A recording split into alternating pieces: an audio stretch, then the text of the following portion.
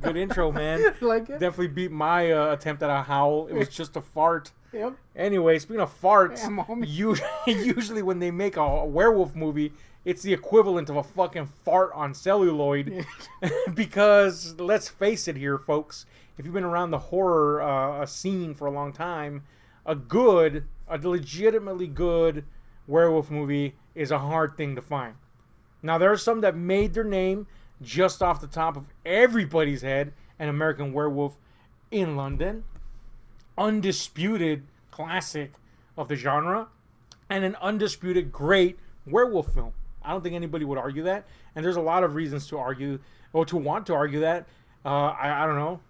Top among those is the fact that everybody's like, damn, though, that John Landis, he totally killed those 3 people. But, even that can't overshadow the fact that... Yeah, it's like, damn, he killed 3 people. But that's a pretty good movie, man.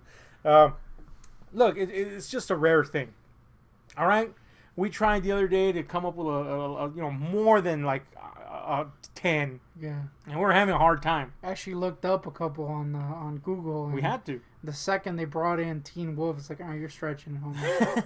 Yeah, and then there's that. There's some movies where you're like, is that really a werewolf movie? Technically a werewolf. Yeah, like Brotherhood of the Wolf. It's not really a werewolf movie. I mean, let's be honest here, So, when anybody comes up, anybody that loves horror comes up with a top X list of werewolf movies, you're bound to see the same names repeated over and over again. Maybe every now and then you get a new introduction, but most likely not.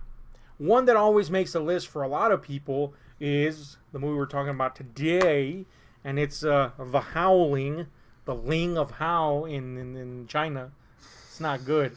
It's about a guy named Howling, and it's just boring, dude. He's got nothing interesting going on. He's not a werewolf. No, I'll tell you he's that. just a dude. Yeah, he's like, Ling Hao, stop! Anyway. Why is it Ling Hao now? Oh, trust me. Yeah, names interchange. But okay, we're talking about The Howling, man. Here we have it in a double feature with The Fog because I'm cheap. And but look, man. First things first. If you're gonna put a movie in a double feature and the other movie has Tom Atkins and your movie has a rip-off Tom Atkins, no disrespect to the late great Christopher Stone, but come on, man. You gotta get a mustachioed guy. Yeah, I assume the Scream Queen they were referring to was freaking Tom Atkins. Yeah, I mean, come on, that's the Scream King.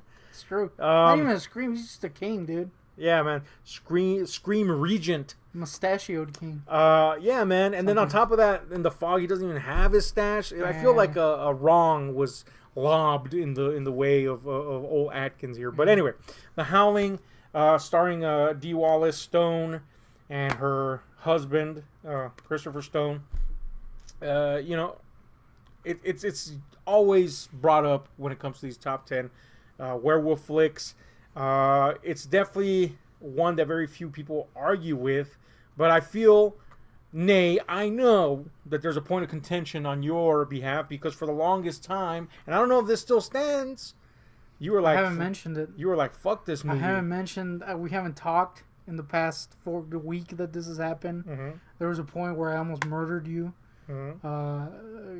Could that be because of The Howling or because I had horrible eye pain? Both is the answer. Yeah, man, for the longest time you had kind of like this, I don't know, I mean, you saw this when you were really young the first time, and you were like, fuck this movie. It was actually when it first got released on DVD. I remember you bought it and buy it. We saw it. Yeah, and that was your only impression of it, so we're always prone to revisit something to see how we think about it now. Now, I like this movie. I like this movie quite a bit, so that's always been my impression of it, and it continues to be my impression of it. I really, really like The Howling. That being said, are you still in the camp of you hate The Howling? Are you in the camp of it's a movie? Or are you in the camp of, oh, The Howling? I kind of like it. Where are you at, man? I don't hate The Howling. I'll hate. But I don't love The Howling. I think like I'm in the middle with The Howling. You're stuck in the middle with The Howling. Yeah, like I enjoy large parts of it. Mm-hmm. But I think it's just like a thing with wolf films. You gotta be like some radical wolf film for me to be like, hell yeah, wolves. What's a wolf film besides An American Werewolf in London that you do love? I know you love An American Werewolf in London. Who doesn't? I remember liking. And I will argue, by the way, that large portions of American Werewolf in London are kind of like, oh yeah, this is a werewolf movie. I forgot. Yeah. But anyway, go ahead. I remember liking Dog Soldiers. Yeah. And that's pretty much it, really. All right. So I was miserable during the Wolfman. Well, to be fair, that was we got to revisit that. But anyway, the point is, The Howling. You're kind of like, it's a movie. It's all right. It's all right. You know, I know one of your biggest bones to pick with it was the transformation sequence. The effects here are done by Rob Bottin, the great Rob Bottin, who of course is very humorous to hear talk whenever he does talk. And second, looks like Jesus. And third, of course, is the man behind some very legendary effects. I think tantamount, especially for horror fans and you. The Thing effects, this is the man that was the innovator on The Thing. Technically, I am a Botite because of The Thing. Yeah. So here, Rob Bottin handles the effects for this particular. He was in charge of the effects team, and he was head to head in a very friendly competition with fellow prosthetics and makeup maven Rick Baker, who did the effects, of course, for American Werewolf in London. It was kind of like this friendly rivalry between the two. Seeing as how they were both making a fucking werewolf movie with a transformation sequence. Of course. So they're already like going up a freaking steep hill. They're like, dude, we got to work together on this shit. Yeah, no shit. Werewolf films. So, one thing we can't say is, without a doubt, Rick Baker had the upper hand on An American Werewolf in London. Spectacular, timeless, Academy Award winning, if I remember correctly, effects. I think so, yeah. That goes without saying. There really is no competition. However, I'm on the camp that Bottin's effects here aren't a slouch either.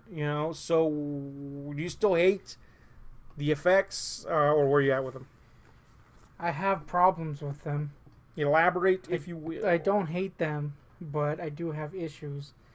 There's a sequence where the dude transforms and it takes 80 years. Now, it was 10 millennia less than I remember it being, but it was still pretty long, and a large chunk of it had to do with bladders. I didn't know wolves had so many bladders in their heads. And really, I don't think it's a problem with the effect. I think it's a problem with the editing. It's like, homie, freaking speed this up. You don't have to show every single bladder go up and down. And granted, in the scene, the dude's trying to, like, intimidate a chick, so you could kind of be like, alright, that's why he's transforming slowly. But it's just kind of, it's the only time where I was kind of like, alright, this is not working 100%.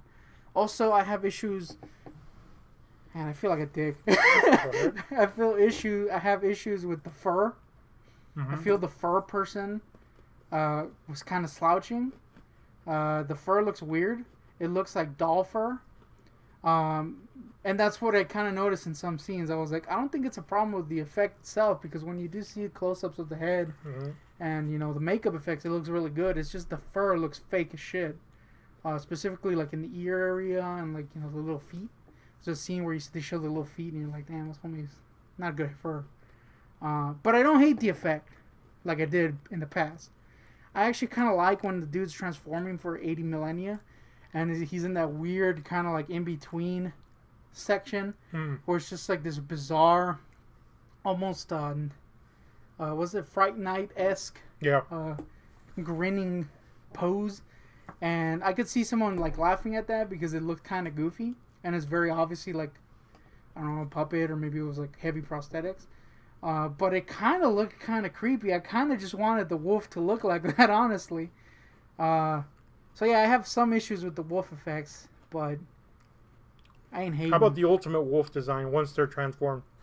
I think the biggest problem with the ultimate wolf design is the fur. And that's really my only problem with the ultimate wolf design, is the fur doesn't look great. I don't mind the fur myself. I think the effects in this are, like with a lot of Joe Dante movies, more inclined to be fun rather than realistic. I will agree that the editing is, leaves much for wanting during that transformation sequence, because the growth of the snout itself is kind of a way to tell, like, that they just went back to a shot where, you know, it's not caught up to that point yet. Yeah, it's like out of order at times. So, you know, that's kind of, you know, it leaves something wanting there. But I do like, first of all, let's get this out of the way. The ultimate look of the werewolf is cool, fake ass doll hair aside, or not, I should say. Yeah. It's really cool. It harkens back, of course, to the woodcut portrayals of werewolves, which were basically just standing wolves. I do like them big ass ears, kind of cute. I hated it at first, but I was like, I kind of like the those are cool, the man. shitty ears. They look like cones. I also like that the werewolves in this, each one kind of has a personal design. You know, there's a general werewolfiness to all of them that's shared throughout, but you can see the personality of each werewolf. You know, as far as you can see them transforming, which I kind of really like. You know, that's pretty cool. Instead of just a uniform, everybody looks like this one guy thing. You know, and it makes you kind of wonder if they would have had more money for more effects. Where they would have gone with that. Yeah, it's another big thing is I didn't know how extremely low budget this movie was. Like I looked it up after and I was like, damn, homie. Yeah, really low budget. So I can't really poop on it on the effects, because they are good. You know, it's just ultimately a preference thing, and I think that fur looks kind of weird. Mm-hmm. Yeah. Of course, the other like full transformation wolf that gets a lot of attention is Dee Wallace's. Oh yeah, transformation at the end of the movie that kind of brings everything to this very memorable ending, in my opinion. An ending that promises a lot, but then none of the sequels ever really deliver on that. I mean, really, part 2 kind of like mentions it in passing, and then that's it. Let's move on to a crappy movie, and then the rest of the movies are just like, that's a thing somebody made. So it's very unfortunate because that ending's pretty fucking rad. And it implies a lot of what could probably happen in a bigger movie. But yeah, of course, that's the other time you see like a full-on, completely different, almost puppy-esque werewolf. Yeah. And that goes back to something that I like, you know, that idea of like the personality of the person coming through. Pretty cool. I think the biggest strength, and it does tie to that, I think the thing I liked the most about this movie was the ending. Because it does leave you like, damn, homie. That's tragic, cool. And there's like this kind of feeling of something big happening, you know? Mm-hmm. I think that is the coolest thing about the movie, is that ending. And it totally needed Tom Atkins to be the shooter, man. Dude, Tom would have just murked her and then laid with another chick. Yep. He would have given zero shits. I think this is going to be one where I feel conflicted in saying this, and I think you'll disagree with me. Mm-hmm. I think most people will. I feel like the biggest weakness of this movie is kind of like the large chunk of it. Uh-huh. You know, once she gets into that kind of like I don't know what it is, like this little resort area, I guess. Yeah. There is kind of, for me, there's very little feeling of dread, you know, of anything big, or not big, but anything kind of happening. It does thankfully pick up towards the end, and you know, it does lead to that really good ending. But I feel like it starts with a kind of an interesting premise, you know, and then it takes you into this kind of location that I personally didn't find super interesting. I think the implications of the people and the people that are there, and of course once you figure out what's going on, that's interesting, but the location itself isn't particularly interesting to me. And it needed Tom Atkins, because a lot of his movies, a homie dicking down like a wolf chick. Yeah, man, if it was Tommy, I would have been all in. You know what I mean? But yeah, I don't hate, like I said, I don't hate that middle section, but I do feel that it could have had a little more to keep it. I think interesting. That feeling for you mainly comes from the fact that our main character is literally without bearings, you know? She doesn't know exactly where she's at. Whereas we, the viewer, either one, we're with her in the same boat, which I don't think anybody really is. We understand what the fuck is happening. So to the viewer, it's a thing of eventuality. We understand eventually the werewolves obviously are there with her, and all this jazz. So it almost kind of feels a little bit condescending that we have to play along in figuring out what the fuck's going on, because it's pretty clear what's going on. Shouldn't have been eating that peanut butter cookie. Anyway, I'll tell you what, if I was a werewolf, I wouldn't have choked on that. Anyway, in the meantime, we have kind of like this side plot. I don't want to say subplot because it's kind of important, with these characters in the city, investigative types that are kind of picking up the scraps and putting the picture together. Again, it feels a little bit unnecessary because I think inherently we all understood what the fuck was going on. Yeah. At the same time, there's cool parts in that. Yeah, I think that. So I think that those are actually, for me, they were a little more interesting than what was going on in the woods. Mm-hmm. And I think those parts do kind of give that feeling of something's gonna happen. Just wait, I think the reason it works for me is because, well, again, I totally agree with where you're at. Because I see it more as which is very unusual, by the way. We usually don't get this, as the male being seduced into, the eventual chaos, rather than the alternative, which is usually the female getting seduced or drawn in. The female here is literally clueless as to what the fuck is going on. So instead of your standard Scream Queen formula, where she comes out as the blazing hero, there really is none of that dynamic. It's really, like you say, ultimately kind of like this tragic ending to a movie that at times has like even like some black comedic elements to it at times, but is mostly played as an old school kind of horror movie. So it's definitely an interesting blend, and one that kind of Dante always does. He blends stuff together in a very particular way that may or may not jive with some people. So yeah, I totally get where you're coming at. I also feel that it could have, like, to kind of reduce that kind of uninteresting feeling that the mill had. Mm-hmm. For me, they could have made the wolf characters a little more interesting, or have bigger roles. Mm-hmm. As it is, you only really have one character that's a big deal, or two, I guess, if you're counting the guy in the beginning. He's technically a big role, even though he's gone for the whole movie until the end, until the very long transformation sequence at the end. But you only really get that chick, Yeah.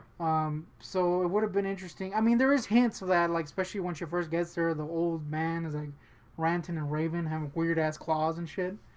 I feel like if they would have made those side characters a little more interesting, or a little bit like they feel there's more behind them, they would have been less.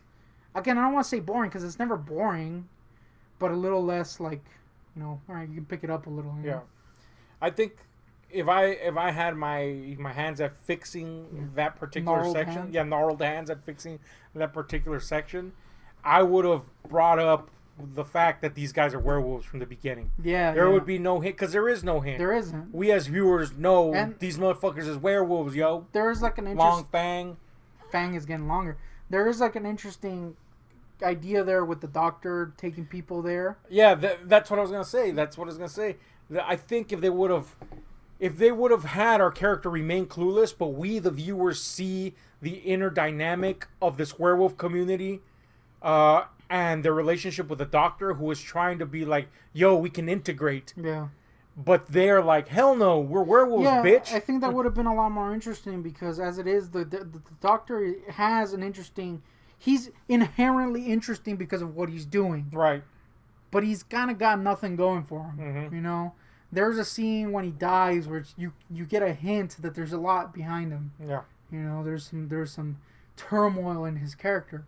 But he's just kind of there for the whole movie. And it would have been a lot more interesting if they had played that up, his kind of trying to keep them under wraps. That in itself, if they would have done it that way, it would have created instant suspense. Because that eventually the majority of werewolves that want to be just werewolves would have overwhelmed the one guy that's like, hey guys, we can integrate. Yeah. We just have to behave. Yeah. You know? So it would have created the imminent suspense of their rebellion against him.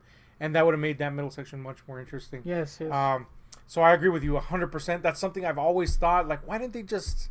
We know. Why didn't they just do that? Yeah, and I agree. And that's 100%. the biggest thing. Like, I couldn't point out why it was so, like, uninteresting to me, that middle half, until that homie hella died and he gave off that little line where it's kind of like, damn, that's what it should have been. Yeah. You know, like, it should have been more, like you said, that kind of clashing between the two wolf types.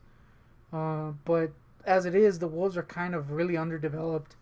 I also feel we have, of course, the whole reason our main character ends up in this retreat is because she's traumatized by the encounter she had with what everybody thinks is a serial killer, but is actually a werewolf. That, I guess, is a serial killer by default of what it's doing. But that character, too, is kind of kept in hiding in a subplot that's about these things being in hiding. You know, I feel that... For a character that had such a big impact in the beginning with not really doing anything, they kind of don't really do much with him. Yeah, that would have been another way to keep the suspense going by having it seem like your generic stalk and slash, by having this character be there. If you really wanted to keep these werewolves under wrap, well, then focus on the serial killer. Did he follow her there? Is he not dead for real? All that stuff. They play with that, but not enough. Yeah. So that could have been another way to keep the suspense going. That being said, he is kind of a cool character, and he does kind of embody that whole idea of what these werewolves are wanting to do. You know, revel in their werewolfiness. Also, he has, of course, the transformation sequence is his, or at least the biggest one. And he also gets, like, one, in my opinion, is like the coolest makeup when she throws acid on his face. Yeah. I think that's super fucking cool looking.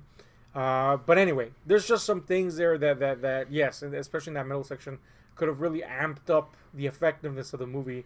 But anyway, anything you want to add, bad or good? I think the freaking chick, what's her name? To Dee Wallace? Yeah. She looks like That the chick name, from right? ABBA. I was like, damn, yeah, homie. you know what? Yeah, looks that's like the true. chick from ABBA, except without the gap. Damn, that gap though. I like the gap. I hated it at first, but I was like, damn, that's a good gap. But does she have the leg gap? No, not that gap. I wasn't talking about that gap. She's kind of likable. Like, she's a weird... Dee Wallace is super likable, man. Yeah, she... Like, technically, her character, you should want to punch in the freaking gonads for being useless. Because she is useless the whole movie. You know, she's living up to that Scream Queen name of screaming. Except she doesn't even do that, a lot of that.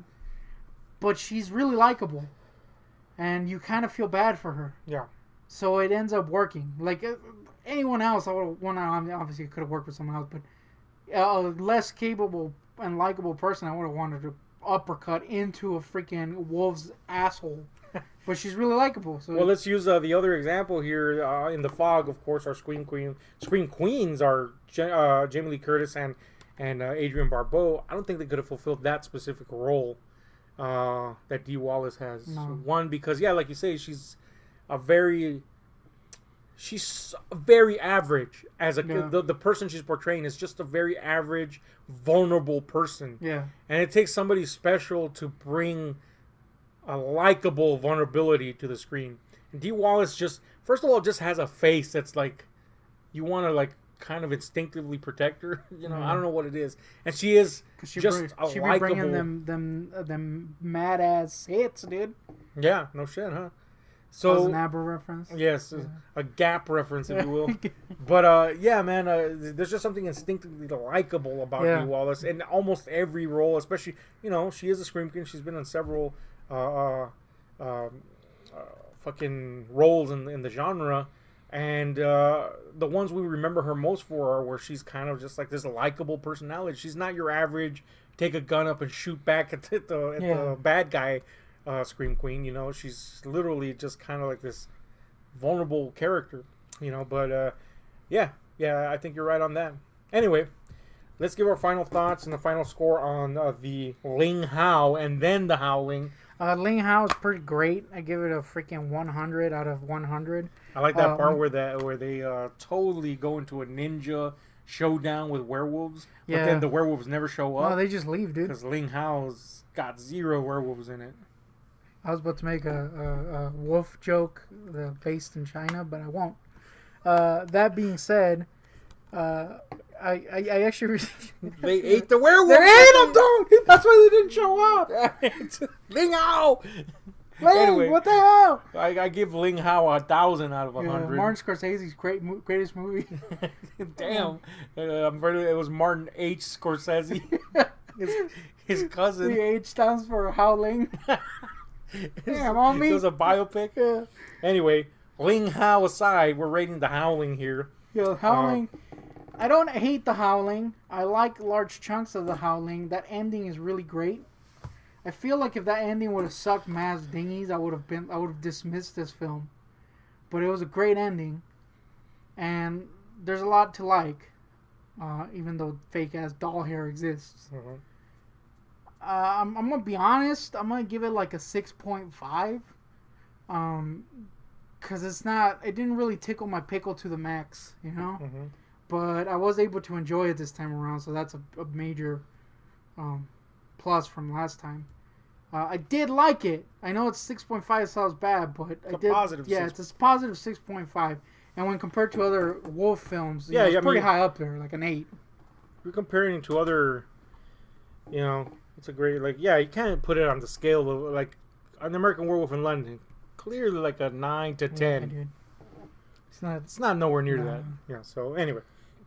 The Ling Hao, it's a good movie. No, The Howling is a movie that I really enjoy. It is a flawed movie.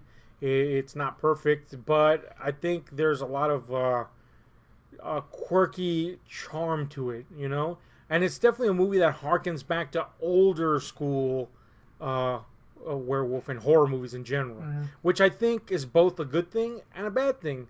It's a bad thing in the sense that we totally know what's going on, and yet the movie is playing it up like we don't. Yeah. So it's like, okay, well, we could have done without that because totally werewolves.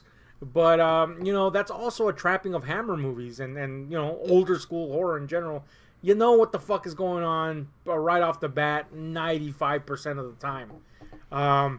And you still like them, And that's kind of where The Howling stands for me. It's kind of like that. It's got that old school charm, and you end up liking it despite the fact that, we kind of talked down to you a little bit. Or not talk down to me. I don't think it's disrespectful, but, it kind of assumed that you needed this old school structure. Yeah. Then again, they might have just tackled it intentionally in that old school structure way. I don't know. I'm not Joe Dante. There's hints of that. There definitely is, There's scenes from the Wolfman in there and shit. Yeah. The mere fact that they're using old school techniques like the silver bullet and all that stuff. Yeah. Yeah, and of course all that, gives you the impression for sure that they're going for that old school, in which case they achieved it. Either way, it's charming and it's kind of fun, as most Joe Dante movies are. There's that cheekiness to it that kind of if it's not outright, it's definitely there, the kind of black humor in it.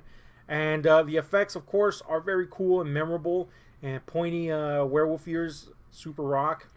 And Dee Wallace is insanely likable in this, in that Dee Wallace way, and totally needed Tom Atkins though. Yeah. Again, I'm not trying to hate on Christopher Stone, Rip, but Tom, boy, that's where we're at, man. Need a little Tom in this piece. Yeah. Totally would be boning everyone, dude. He wouldn't even care. Be boning the doctor somehow. I don't know, man. But anyway. Oh, there's that scene where they bone and it turns into a little animated wolf. Yeah. I remember hating that when I was a kid. Like it? I'm iffy on it. I like it, man. There's something, again, there's that weird charm to it. I don't hate it, but it's one of those things where it's like you've seen a live action the whole time, and suddenly you're looking at a cartoon wolf. You know what I mean? So The Howling, man, I'm gonna give it a strong. I'm gonna give it a fucking I'm gonna give it a 6.5 like you. I was gonna go for a 7, but I don't want to give the impression that this is as good or close to as good as some other ones. This isn't, for me, if we're talking werewolves on film. Of course, it's not going to get anywhere close to an American Werewolf in London, Ginger Snaps, stuff like that, you know. But it is very entertaining and it's very fun. And it's obvious. I think you'll agree with me. It's obvious why people like this movie. Yeah. You know? And I'm one of them that like it. I'm glad that you enjoyed it more than you did the previous time where you were ready to burn entire cities to cinders. Yeah, dude. Entire villages full of freaking wolves. Yeah. Oh, also, there's like a scene at the end where like the chicks like the wolf gets away and of course the ending happens and they totally break the fourth wall. Yeah, I was like, that's weird. Yeah. And then they cut to a freaking hamburger being made, and it's the most repugnant hamburger I've seen in my entire existence. Which, just by the way, throw that out there. She asked for it to be rare, and they were like totally cooking that fucking bird. Shit. So it's like, dude, you gotta send that back. I might be a werewolf, but I literally asked for a rare ass bird. Yeah. Anyway, how do you like your burgers? Let us know in the comments down below. Hit like, share, subscribe, and the notification buttons. Because we're out.